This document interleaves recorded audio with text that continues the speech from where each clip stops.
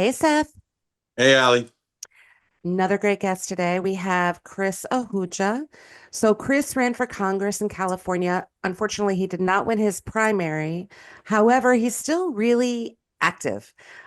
He's a creator. I follow him on Instagram.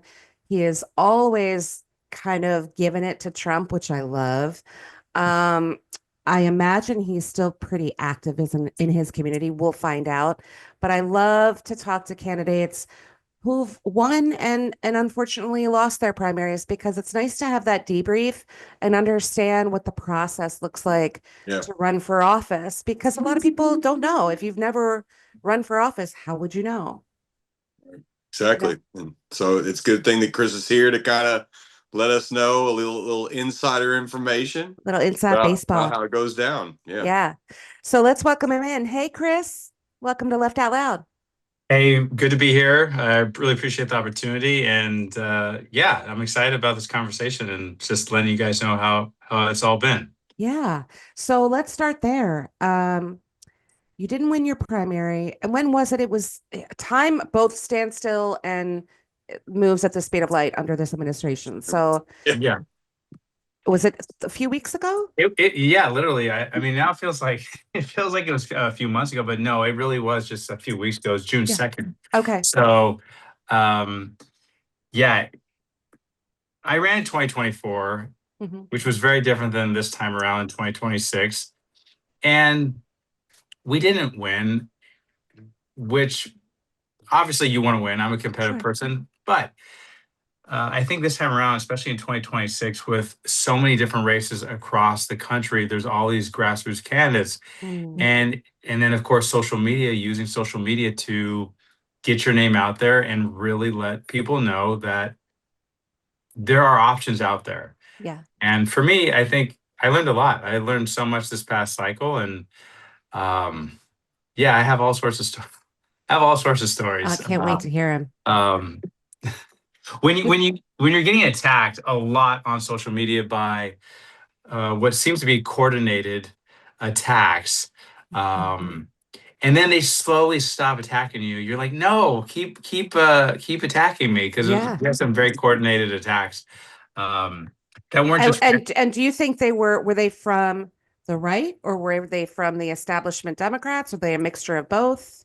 the specific coordinated trolls. I think they were from within the Democratic Party, Yeah. uh, uh, or what's the words, allies of the incumbent. Yeah. Um, I don't have proof of it, but Sure. it was pretty interesting. The timing, the consistency, Hmm. and one of the trolls on TikTok, they actually then wrote something I think a week or two ago, and they're like, "Oh, you're still posting? Well, I'll give you that." Um, and Wow. and Like that you was should just cease to exist if you don't win Well, your the race. Just grift is over, guys. right. The grift yeah, is yeah, over. right. So you just stop talking, right? I mean, I've seen that too from other people, but Sure. from and you guys have too, I'm sure. But Hmm. yeah, I had no intention to stop. It's good to take a break. Like, I walked my dog for an hour earlier. I haven't on a weekend. I haven't done that because I've been, canvassing for pretty much like a year, knocking Yeah. on doors consistently every weekend. So I do enjoy that. It is fun to talk to people, but it's good to take a break, Yeah. kind of breathe. Decompress. Yeah, decompress. That's the word I was looking Yeah. for. Yeah, Yeah. It's decompress. such a huge commitment and sacrifice, especially if you're a progressive grassroots candidate. You don't have a ton of money in the coffers, right? You get small dollar donations, no big PACs are contributing. So you've got to be out there pounding the pavement. It has to be exhausting. Yeah, it's exhausting. When I ran 2024, that was literally like 6.5 weeks. And so I didn't even have like a website up. That was still being built out. That was like a crazy sprint. And Mm, so this time around, I didn't keep the energy like that for 10 months. You have to take a break a little bit. sure. Of course, everyone's a volunteer, so have to be respectful of everyone's time, and you do Hmm. what you can and you organize the best that you can. But at the same time, still, um, kind of map it out. So this time around, there was more time to kind of look at things from a very strategic standpoint. Yeah. And that's what I did. I started implementing social media strategies back in September of 2024. So I didn't do that before. I didn't really have a big social media presence the first time I ran. And so using all the platforms, being consistent about it, being diligent about it, and creating attention. That's kind of what that goal was, because we're grassroots. So we don't have a lot of money. Yeah. And for the, yeah, I think, yeah, everything I posted for this cycle, everything was organic. So when we reached millions of people, that's all organic. It wasn't paid at all. Obviously, it's good to pay to boost things specifically for the district. So you're Sure. turning out the vote. But yeah, that was, I learned a lot. And yeah, but it's good to just chill. Mm-hmm. Sure. And that's perfect, because that kind of leads into what I was going to ask you Yeah. about, because obviously Yeah. this is your second time through, and so what do you feel like the lessons were from the first and the second one, and what how do you feel like you kind of improved? You talked about the social media game. What do Yeah. you feel like you really improved on the most, and what can you take into possibly another run at it, and take from those lessons? Good question, Seth. Well, what I learned from this is, well, and I already knew that. Sorry, I heard my shoulder kind of like doing a jujitsu or something. So I'm switching my arms I here. was going to ask you about that too. Yeah. Good. We can talk about that.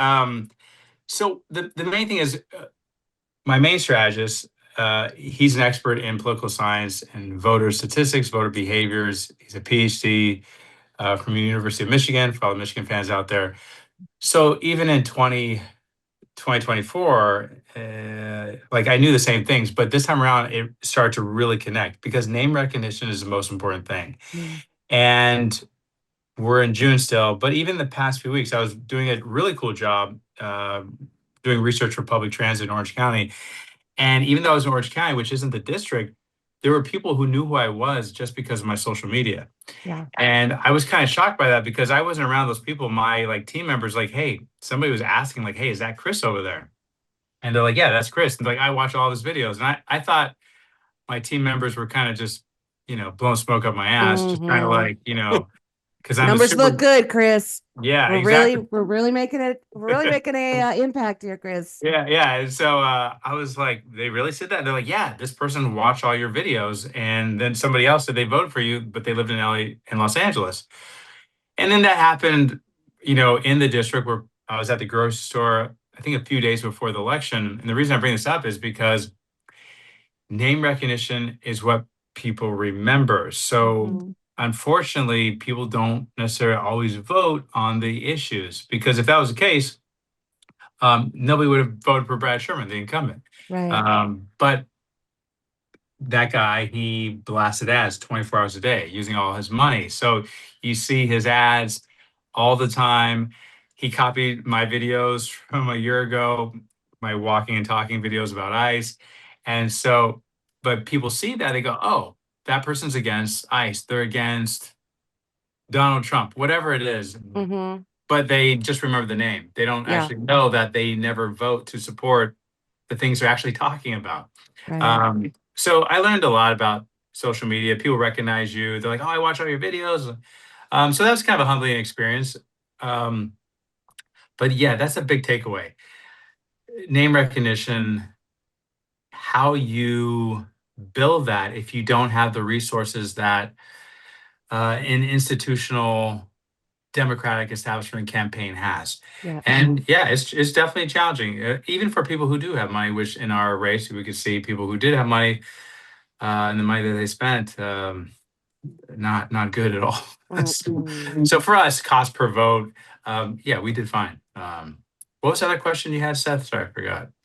I was just figuring out, like, what, you guys did better this time around. Yeah. Like, well, like, Yeah. where do you feel like you improved the most in terms of whatever those metrics may be? Because I know that there are just so many different things that, like, you have to do to keep up Yeah. with. And so, yeah, just like that, and like, any kind of lessons that you learned from that, you can kind of take into another run.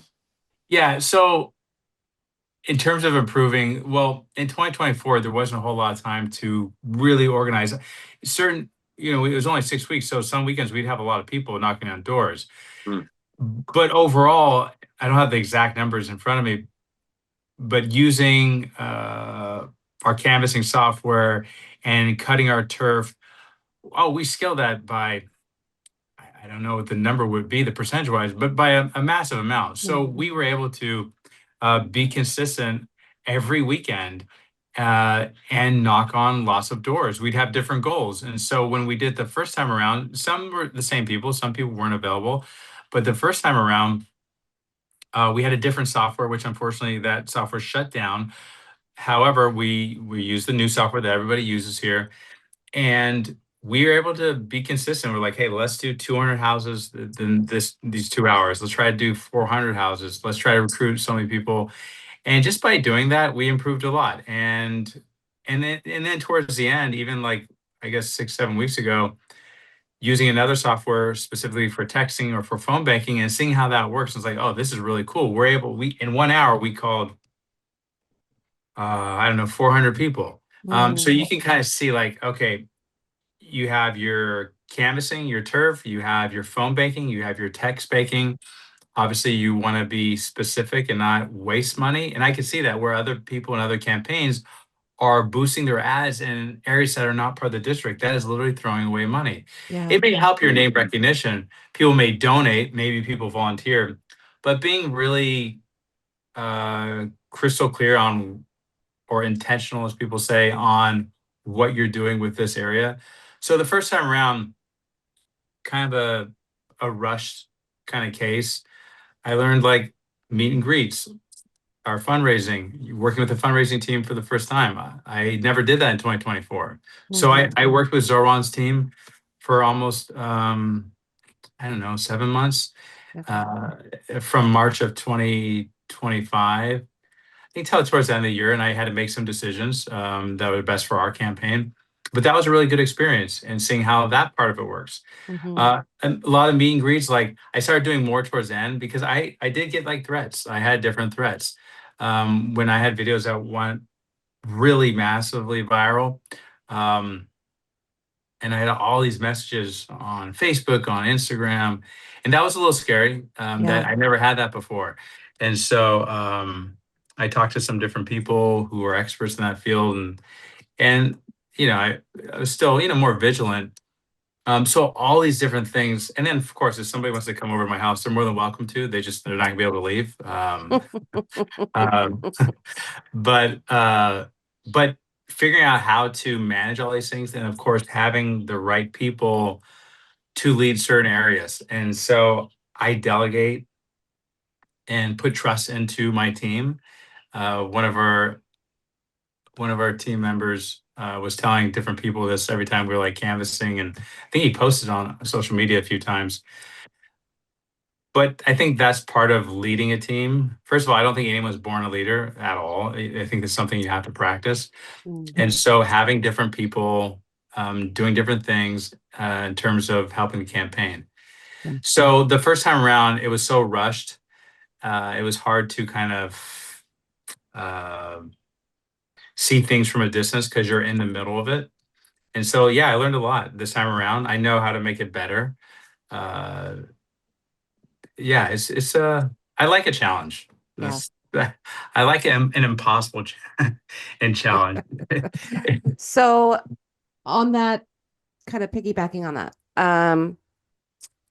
well, first of all, a two-part question. Yeah, Besides sort of the threats and things that happen, which are horrible, unfortunately, a yeah, very real part of our politics, especially, with the advent of social media and how it's right. kind of taken Yeah. over in the way that political candidates run. But besides that, was there anything throughout this process or behind the scenes that you found really shocking that maybe um, voters wouldn't get to see or know about when running for Congress? Yeah,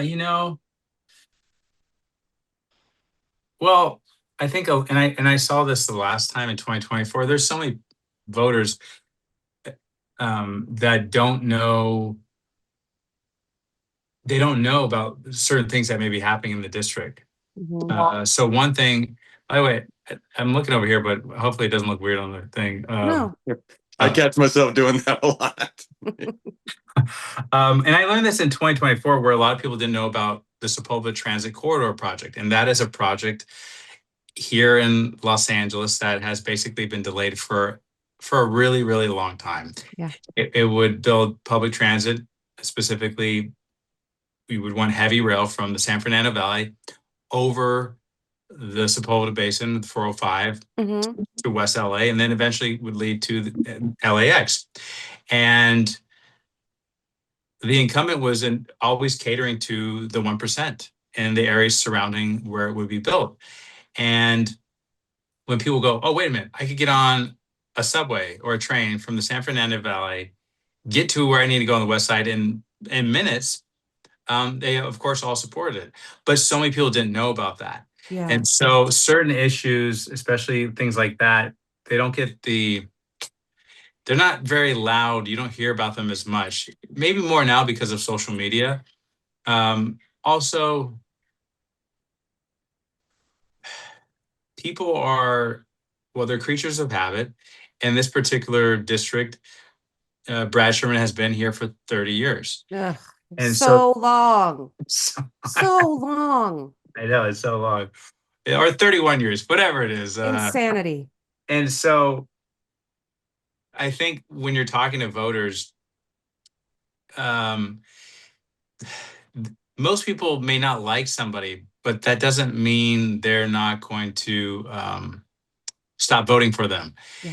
And so it really goes back to your name and letting people know who you are. Even after the election, there are people like, oh, I didn't vote for you. I'm like, it's okay. Like, there's only so much we can do with our budget. Right. So I think voter behaviors, Republicans get sad if you bypass their door because you're not going to talk to them because you're going around. So when you're knocking at doors and you're like, oh, I need to skip that house, but the guy's outside, cleaning his boat. And you don't want to look like an asshole. Yeah. And just walk on by. Yeah. Right. Yeah. But they talk. I have great conversations with Republicans, but most of the time they talk a really long time. And so to be efficient, we can't talk for really more than 2 minutes. That's it. Because you're not voting for me anyways. Yeah. I can say nice, but 98% of the time, a Republican is not voting for you because of party ID. Yeah. So Proposition 50, which was new for this cycle. So Proposition 50 in California redrew congressional lines. Yep. And even though I think it was a good idea, it really, in our particular race, it really helped the incumbent. It really helped institutional power stay there. And so that area that got changed dramatically was all of Simi Valley, which I really like Simi Valley. I think it's a good community, a lot of great small businesses and really good people. But there are a lot of Republicans. And we canvassed over 1,000. I don't know what the exact, maybe it's 2,000, 3,000 houses there. It was a lot of houses. We had over 50 yard signs there.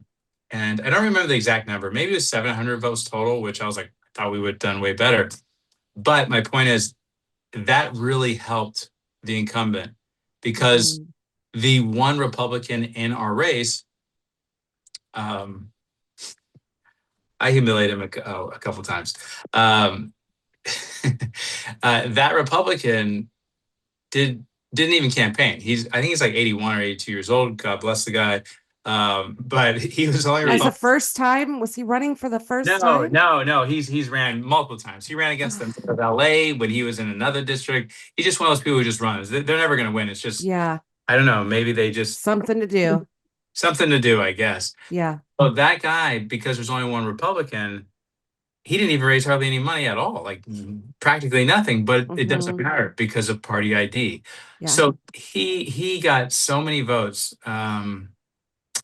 maybe 50,000. I forget the number, but he got so many votes just because there was more Republicans now in the district and he is only Republican. So I think I realized that, I don't know, a few months ago when it was like, oh, there's only one Republican. Last cycle in 2024, there was two. Mhm. He had 29,000 votes because he was in it before. The other one had like 15,000. And then I had close to 13,000. But this time around, there's more people in the race, more active participants, one Republican. And when you look at the numbers, it first looked like the incumbent was weak, but that's actually like a mirage. When you add up all of the Democrats in the race, Yes, you're the slicing incum- up that pie. and the incumbent, though, even with all of those Democrats in the race, that total number is still significantly less than what the incumbent Brad Sherman got. He still got significantly more, even with everyone added up. So it tells you kind of the challenges for anybody, even if someone does have money. Like, how do you beat an incumbent? And it's not just for this district; it's for other races too. And we'll see Sure. these next races that are going to happen, whether it's Senate, whether it's Congress. Mhm. But Yeah, we see it. We see it all over the country. I right, mean, Yeah. the most challenging thing for a Democrat is their incumbent. yeah, Period. Yeah, truly. And so, like what I'm excited about is, you're a self-described democratic socialist. yeah, And, you know, we have the momentum right now. Like that is the thing that I think that I love the most coming out of these primaries, going into the midterms, is like realizing that we have even more momentum than I thought we had. I Mhm. mean, certainly New York really yeah, showed us that. And yeah, so, I think the performance that democratic socialists can do in some of our biggest cities, right? New York City, DC, LA mayoral race was really good. So yeah. the performance of these mayors can Mhm. really pay dividends for candidates like you. Maybe even when you're not working, people are seeing, oh, these issues are really working. These guys are getting results and they're not taking any crap. They're not, because for years we were told, oh, there's just not money for that. We got to fund this. Yeah. There's just the money's not there. And so Zoram's showing us that there is money for that, and Yeah. you've just been told something completely different. So I think, and I want to know what you think about it too. Is, I think that um, the way that they're able to run their cities and the results that they're about to get are about to pay dividends for candidates like you. Yeah. Yeah. It was really cool when I first started working doing fundraising with the team that uh, works with Zoran Mamdani. Because that was early on. And so I forget what he was pulling at, but it was inspiring to, I think he was like pulling, at the bottom. Mhm. Um, but like learning about him, learning like what his focus is, learning how he seems to think and what he is unapologetic about. It's definitely inspiring. Even in my own neighborhood, I was walking and there was somebody in my neighborhood who was like, "Oh, I phone bank for Zoran," and so he was able to build such name recognition. And these other people who were trying to act like he didn't have a job, like this Andrew Cuomo, straight up loser, that guy. Yeah. Um, no offense to the Andrew Cuomo fans out there. Nah, Um, not here. but seeing he was already an elected representative, so he was already in state assembly, so he already had support, he already had donors, he already had name recognition. Obviously, not as much as he did once he won, Mhm. but I think that's inspiring. And also, yeah, about the issues. Issues are why we do this, and speaking up about whether it was about ICE, whether about Gaza. Um, Affordability. And then the Democratic Party establishment started copying the affordability. They all started saying affordability, affordability. Yeah. Um, when they still will say, "Oh, we don't have money for these things." Most of these time, especially with recent, whether it's in Iran, you see the Democratic Party voting for an illegal war. It's like, what are you guys doing? You're this complicit. And so I've made a lot of videos about this where, yeah, maybe it's not politically smart to criticize Hakeem Jeffries, but I'm sorry, I'm going to I do it criticize all the him. time. Yeah, I mean, I think It's one of my Axios. favorite things to do, actually. Yeah. And I get a lot of shit for it, but sorry. Well, we have that right to do it, and when you can see someone performing Cory Booker too, like Yes. Chuck And Schumer. Chuck Schumer. Yeah. Yeah. I mean, But all Democratic leadership right now has failed colossally. there's really only a few people who are doing anything, and there's only a few people maybe in the Republican Party.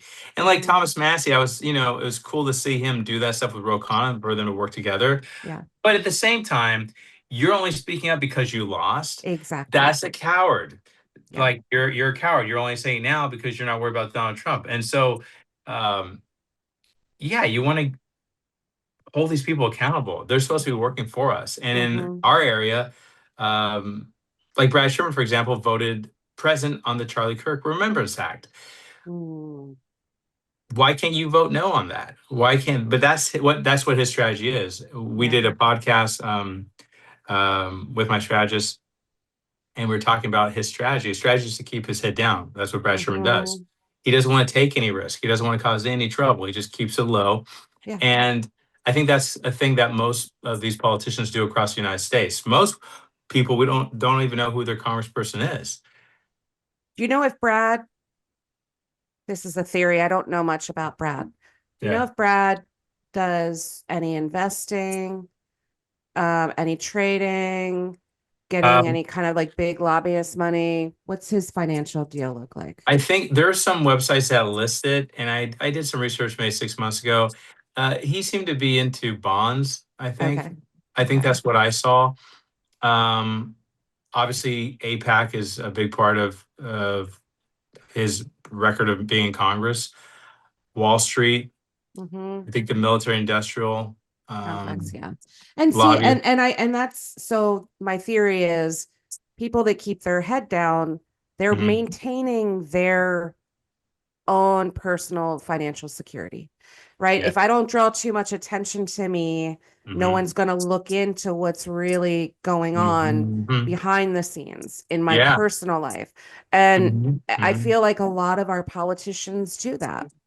And it's fucked. It's fucked There, up, there especially was. now. Oh yeah, it's insane. Like these politicians, where they're not serving the public interest, they're not serving their communities, they're serving themselves. They're there to enrich themselves. It's like the John F. Kennedy slogan, where it's like, "What can you do Yeah. for your country?" For Brad and these other people, it's like, "What can you do for themselves?" Hmm. Like, and so I had some group message me on X, and it was a very specific. I won't get into it, but it was like, and they're implying all sorts of things. But that's just hearsay. I have the Well, you resources. can't do much with it, but I will say, like, I see it. You know what I mean? I Mm, mean, just observationally at mm, human behavior, the people that tend to be the most head down, the mm, quietest, are uh-huh. usually the ones making a killing with their position and with that privilege that comes with that position. I wouldn't doubt it. I that's yeah, I think that especially now we see with Donald Trump, we see all these people, they're just doing it out in the open. Yeah. And maybe these other politicians, maybe they're more covert about it. Hmm. But unfortunately, yeah, overturning Citizens United, banning stock trading. Yeah. Was it John Fetterman? Like he's on these different. And that's the thing about social media. There's all these really cool social media, these accounts that will break down what they're trading, what committee they're on that approved this particular product, and people are profiting off of it. They all are, Yeah. and that's just like you're already making a decent enough salary that's more than the average American is making. Right. That should be enough for you to take care of your family. You already get amazing health insurance. You're getting all these Right. things taken care of, but you still need to take more and more and more. And Trump, he's just, I mean, that's all. It's just about him making It's more never money. enough for Trump. It's And then never enough. it's never enough. And then, of course, you have, and I'm a Democrat. You can say that. There's other Democrats who are doing the same thing. And Sure. then you have no real opposition for somebody to fight for actually for people. But I think a lot of things are happening right now. I agree. And I love the momentum. I feel energized by it. I want to let Seth have the last word with you, but Yeah. before I turn it over to him, just you've been through obviously two campaigns now. The Yeah. first one was kind of brief. This one was more was longer. Um so much energy it has to require to do all of that. And I'm sure, like you said, you're kind of still decompressing. It's only been a few weeks, Yeah. but tell me, are you feeling hopeful? Are you feeling optimistic? I mean, even though you weren't able to, Mhm. secure the bid in your district, how are you feeling just overall politically? Overall, politically, yeah, I don't. I always kind of am optimistic. I've never even, I guess, the past couple. We'll see. Well, I've never been like completely defeated. I've never felt that way. And I know there's so many people that feel that way. A lot of Sure. people do. And then you have other people who don't want to even participate, who are checked out. And I have friends who are like that. Like they just want to plan their summertime and what are you bringing to the 4th of July barbecue? Um, Hmm. which is important. But I have lots of those people in my life. Just um, just another day. Hey, it's Saturday, guys. What are you doing this weekend? Like, I don't know. The world's burning. What do you mean? yeah, it's like, oh, I didn't know that. Um, so I'm optimistic. I think kind of looking at all these things and just paying attention that sooner than later, and we can kind of start to see that every couple weeks, we can see the Republican Party getting pissed off Hmm. and angry at Donald Trump. And it's going to first break there, which is it's not there yet.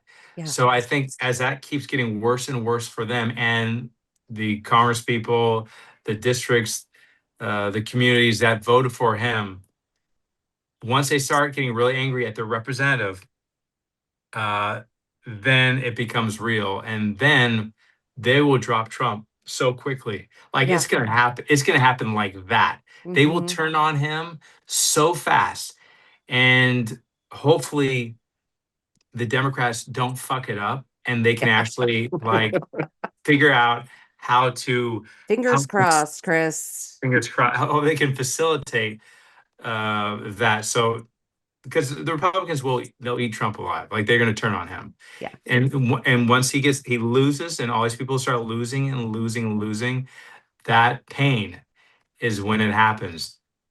And yeah, in terms of Democrat socialism or Democrat socialism, I think more and more people I saw on the View was Joy Behar was talking about, like if the ambulance comes, if the police Yeah. come, if the fire department come, like yeah, that's good governance. That's I think that's the way people.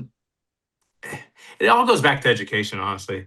It just goes back to education. And I feel like when they say things like that, well, do you like your weekends? And like that is all true, but it's also sort of the way we have to make it palatable when, truly it's so much bigger than like, do you want policies that actually work for you?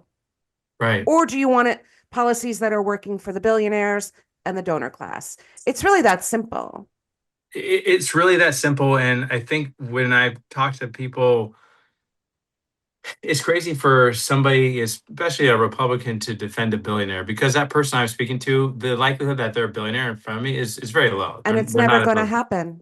and it's probably yeah, it's likely never going to happen. So Statistically, it's not going to happen to you. I'm sorry. no, it doesn't matter if you work hard. No. That's not how it works. You better have a shit ton of connections.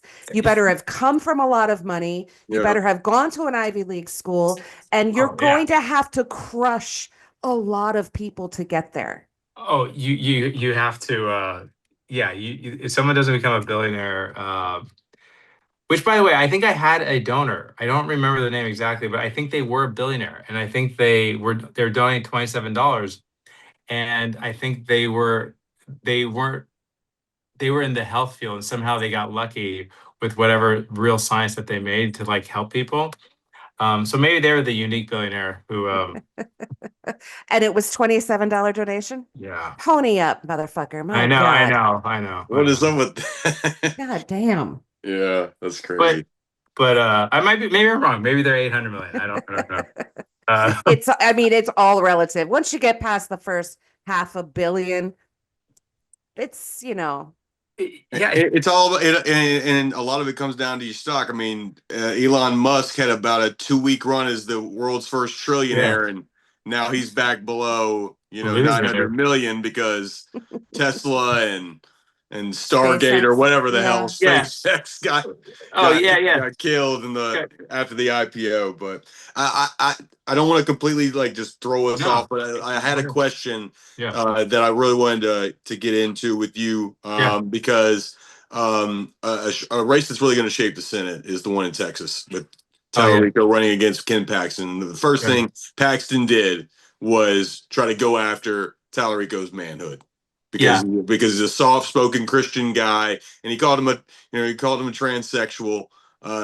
First opportunity to be a bigot, Ken Paxton took Yeah. it, because that's who Ken Paxton is at the end of the day. But I think, Chris, that this debate about what is really a man, like, Yeah. who is a man, like how are we going to define that going forward? Because we have the Trump version of what a man is: Yeah. a manipulator, a misogynist, a Serial sexist. cheater. Yeah, right. Like Right. infidelity, like crazy. You got the wife at home. You're stepping out on her, and then you have guys like James Tallarico. You have guys like Zoran Mamdani. You got this new wave of people who Yeah. are showing you that you don't have to drink your whiskey straight, and you don't have to be this John Wayne Right. weirdo, white knight type And of by the dude. way, You can, Zoran Mamdani is a total thirst trap. Go on the internet. Women love him. yeah, This one not too. denying that. And we Yeah. just had a Yeah. great conversation with Yeah. Bernard Taylor. I mean, Oh, nobody's cool. stepping to that Cool. guy. Oh, yeah. Nobody's stepping to Bernard is Bernard awesome. Taylor. Yeah. And He's awesome. obviously, yeah, and obviously Yeah. you do your jiu-jitsu training Yeah. and Yeah. whatnot. Yeah. So I'm not Right. I wouldn't recommend anybody to step in the ring with you either. So I just, after all that being said, like, what do you Right. think about like this debate about like what a man really is, and Yeah. why can't liberal guys be tough and soft as at the Yeah. same time? I know. Thanks for that question, Seth. Like, Yeah. that's like something that, like, initially, kind of when I jumped into like my community, really was kind of because of jujitsu, and that was like during COVID, and of course all the mask stuff and a lot of jujitsu gyms. Maybe it's changed a little bit, but a lot were like, hey, the government's telling me what to do, but then they're just looking from the conservative or Republican side. And then of course, yeah, you're not a man if you wear a mask. So for me, that kind of goes back then. And my youngest daughter was just born. She had gotten RSV like at 6 weeks. She's fine. But when you see anybody, let alone a baby on oxygen, it's like, man, like all you people out there, you start saying all this shit. And first of all, if somebody wants to wear a mask, they can wear a mask. Like, yeah, it sucks that they're telling you can't operate your business in a normal way. Yeah, that sucks. But they're trying to do it because they're trying to prevent deaths from happening. And so that's what kind of triggered me to get into public service in my community. And this question that you have, Seth, um, and then what I've seen they say about James Tallarico and saying these things, uh, trying to belittle him, his masculinity, because he's clean cut and made the way he looks. It's just, first of all, I'm not gonna say it's childish because children don't act like that. It's just mean, and it's fucking stupid. And so the way you cut through that is you cut through it to them. And so, and sometimes people on the left get upset. Like if I make a video about something like that where I'm turning around on those people, sometimes people on the left are like, oh, you shouldn't do that. I'll do whatever the fuck I want to do. And I will say whatever I want to Clip say. that. Let's clip this. And so, and I'd have that myself, and I still do. Maybe someone wrote something earlier today, but they always say libtard, or these different terms. And Crazy. I think I made a video last week, I think calling some MAGA person a libtard. I forget who it was.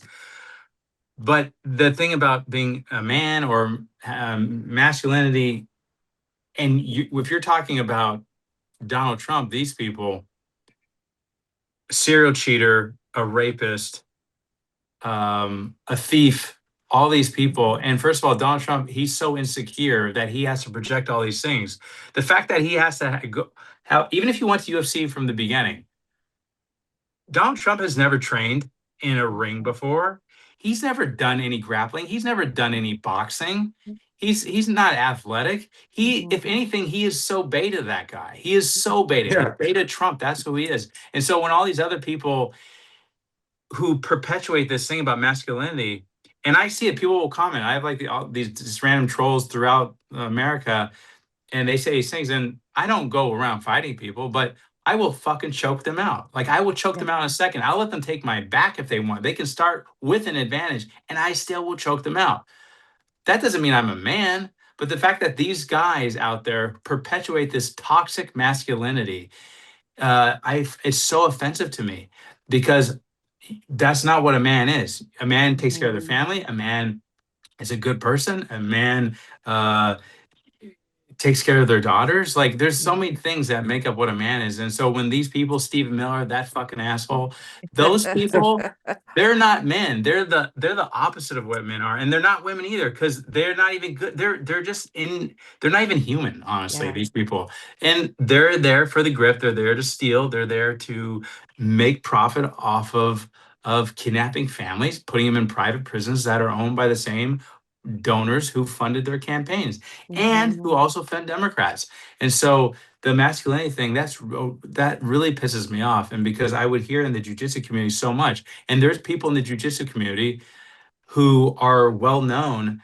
And even like a week or 2 weeks ago, when that guy who was at the White House, the fighter who said Michelle, Oh that battle yeah, thing, that guy. that guy, I didn't even know who that guy was before, but like that was so fucking gross and Yeah. just an asshole. Like Michelle Obama, that's the first lady, Barack Obama, president of the United States, they represent America. And at the White House, that guy happened to go there to fight and say that.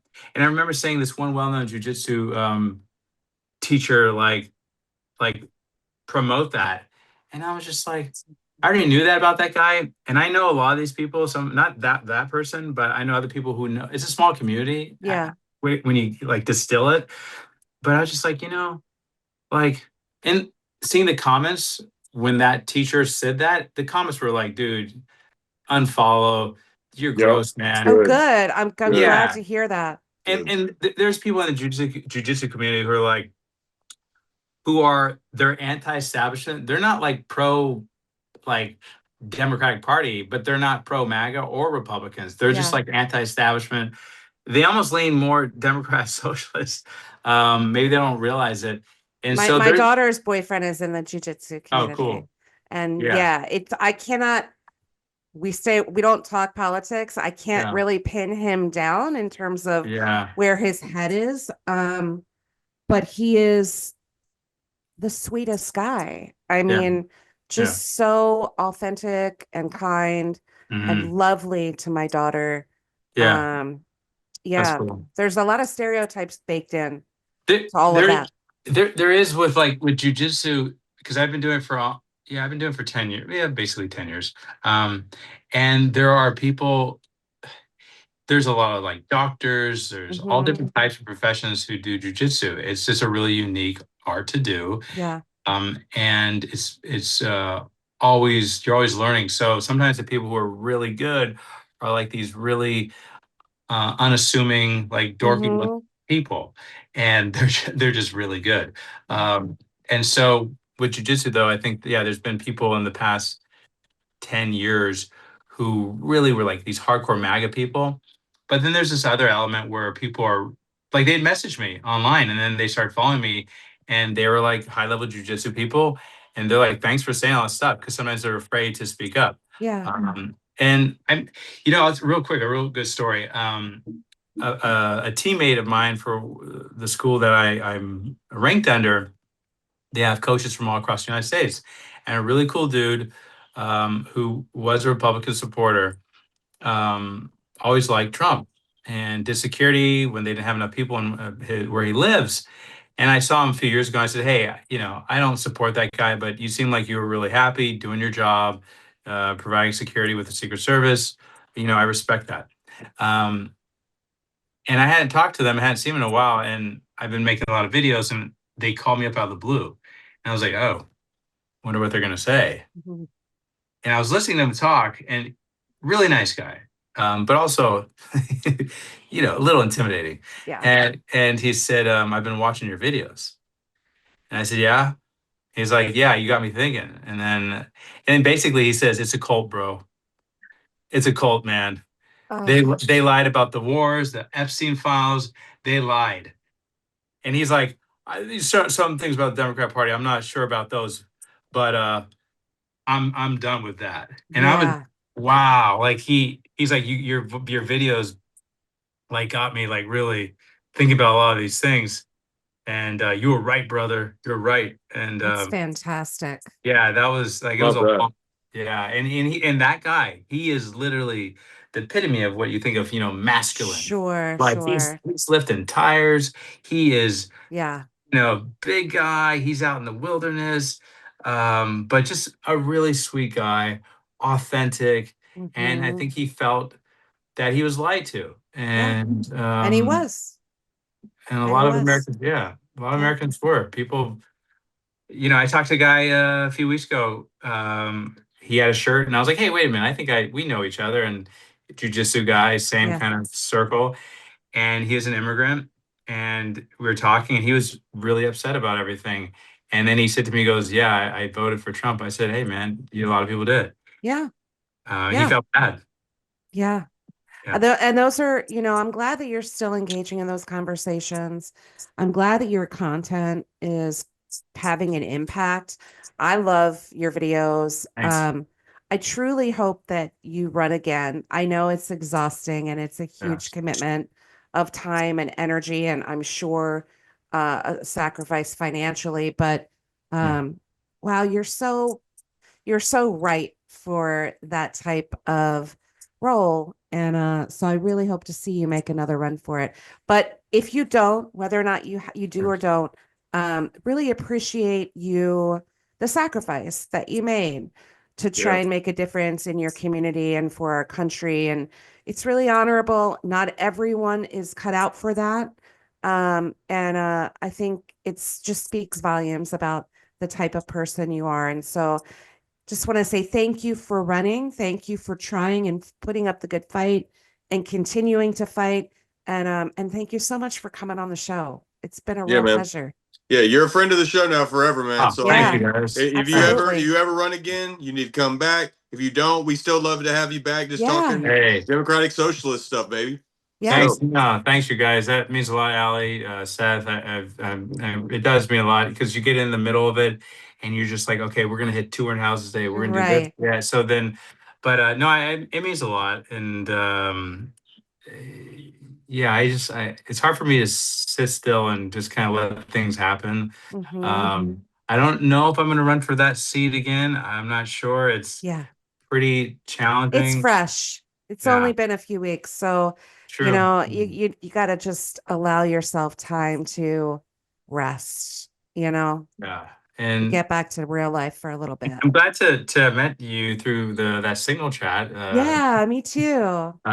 So yeah, I really appreciate the opportunity to do this. You guys are super cool, super authentic, Thank you. super professional. So are Uh, you. appreciate You're that. thank, all of those things. thank, And I'm a big fan and I'm gonna keep watching your content and um it's just so good. You're so yeah, good with the burns, Chris. Love it.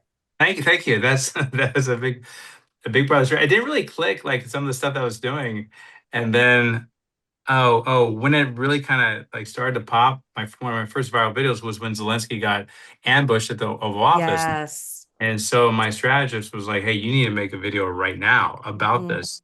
Like, you need to do it." Yeah, get out front. And then that was like, yeah, the first one. It was like a hundred Yeah. thousand views, and then started to go, okay, and then the trolling. And sometimes people on the left don't understand. Like, I had some conversations with some DSA folks, and they're like, "Well, you should be talking about this." I'm like, "Yeah, we do talk about that, but you got to do Yeah. this too." And Yeah. then when you show them the analytics, like, "Oh, okay, Oh wow. wow." Oh. Yeah. Yeah. But Dems are thanks. funny. Dems are Yeah, funny. it's about where real quick. So you probably saw like Brad Sherman had the whole thing with the airplane where he's on the iPad Mm-hmm. looking at the inappropriate photos. Mm-hmm. And so I thought that was fake. I thought it was like AI. And then we double checked and I was like, oh, this is real. So I was having a conversation like at 10 p.m. My guy was like, you need to make as many videos as possible. Like, get off the fucking phone. You Yeah. need to troll him, attack him, call him a gooner. I'm like, Yeah. what is a gooner? I didn't know what a gooner was. And and he's like, Oh and boy. this is a PhD in political science. So he's like, you need to do this right now. And I'm like, okay. And he's like, if you don't do it, the other candidates are going to box you out. Like Yeah, that's right. You they're have to going to get do out it. Right? front. And so right after I got the phone, my other friend texted me a tweet from the White House comms page, that Stephen Chung guy, Yes. that guy. And it said that they reposted Brad Sherman's photo with the iPad. And they said, Gooner Brad. And I was like, oh shit.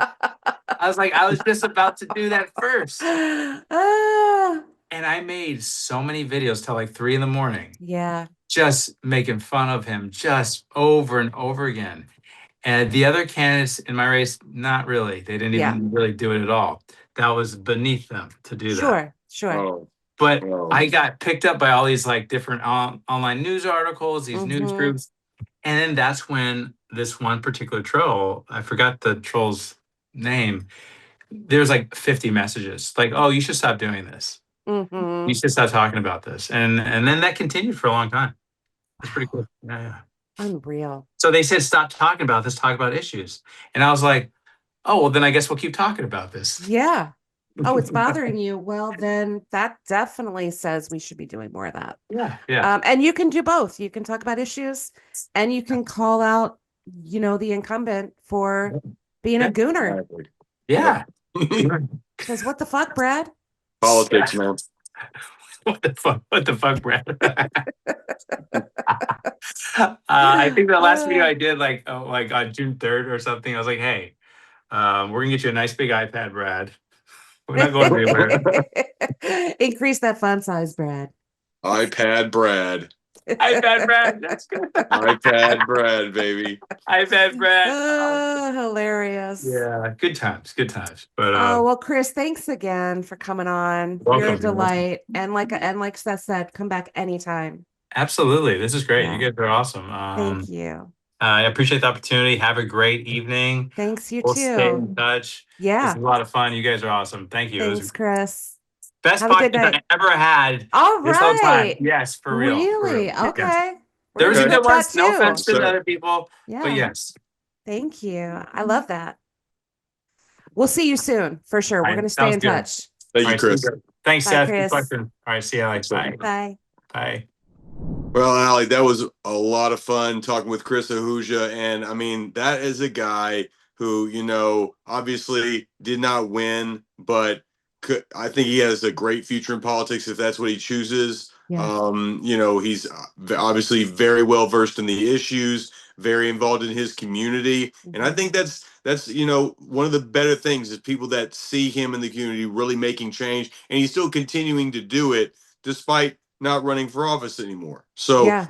just a really fun guy. I'm glad that we got to talk a little bit about like what a real man is. Mhm. That was good stuff too. And, obviously, like I said earlier, I think, he can only do so much. Yeah. What we need right now is results from our Democratic Socialist candidates across the country. And I think if he stays involved and those candidates start to really affect change in some of our bigger cities, especially in California where Chris is, I Yeah. mean, I think if he comes back in and people are going, "Oh, you're a Democratic Socialist," I think that will look a lot different. And obviously, the Republicans are running scared. They saying we're communists, whatever. We get it. You're scared. We feel the insecurity from here. I can taste it. And so, I think Chris is in a good spot, and I just hope that we continue to do good things around the world, and I know that we will. I agree. And I think, yeah, Republicans are scared right now. Democratic Socialists are having a moment. And Republicans are really good at threat assessment. And so they're going on the offense and they're calling us all communists. And Democrats are sitting on their hands being like, the establishment Dems are like, oh, couple races, a couple states, it's not going to change the party. Bitch, it's going to change the party.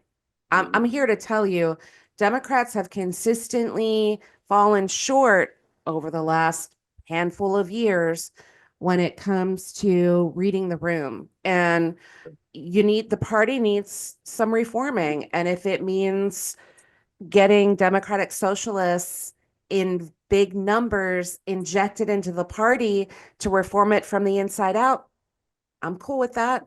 I'd love it if they would get on board, but if you're not going to, then get out of the way because we are ready for this change. And um, Chris represents the best of us and those aspirations. And gosh, he worked so hard. A whole year is such a long time Man. to put into And he's a small campaigning. business owner. Like, I can't Yeah. imagine. It has to be exhausting to juggle all of that. And of course, we're so sad that he didn't win that primary, but his videos are great. Check out his socials on Instagram. He is fantastic. We'll put a little banner here so you can find him and keep your eye on him because he's really tuned in politically because he's been running for office 2024, now 2026, and just an overall all around great guy. What a pleasure. Exactly. And I mean, again, a guy that, really is just deeply entrenched in his own community. And I think, he was talking about the name recognition, and that takes time, right? That takes time. But I think with the social media game, if he stays involved in that, and again, the Democratic Socialist name, that's going to it's going to get better and better because we're going to continue to see, results in some of our biggest cities. It's going to be undeniable. And name recognition is difficult in a state as giant as California. Yeah. I mean, you can have collectively millions of views and likes on social media, but it's California. So, that alone is a huge accomplishment for him to have gotten sort of as viral and well known as he has. But it's a big state. It's a big, big bowl, a big fish bowl, big pond. And I hope he keeps at it. I don't want to pressure him too much because it takes so much damn sacrifice, but he's built for it, that's for sure. And great time. So, all right, we have another interview coming up tomorrow and then one on Wednesday, and then we'll take a little break for the 4th of July. But it's been a great last couple of weeks, Seth. I'll tell you what. Great week for progressives. Yeah. I mean, like I said earlier, better than I could have hoped for. Me too. And so, we're doing this for a reason. It's really great to see, the things take root. Yeah. It's really special to watch the beginning of this because it's just the beginning. Absolutely. So much more to come. All right, Seth, enjoy the rest of your night, and I'll see you again tomorrow. All right. See you then. Bye.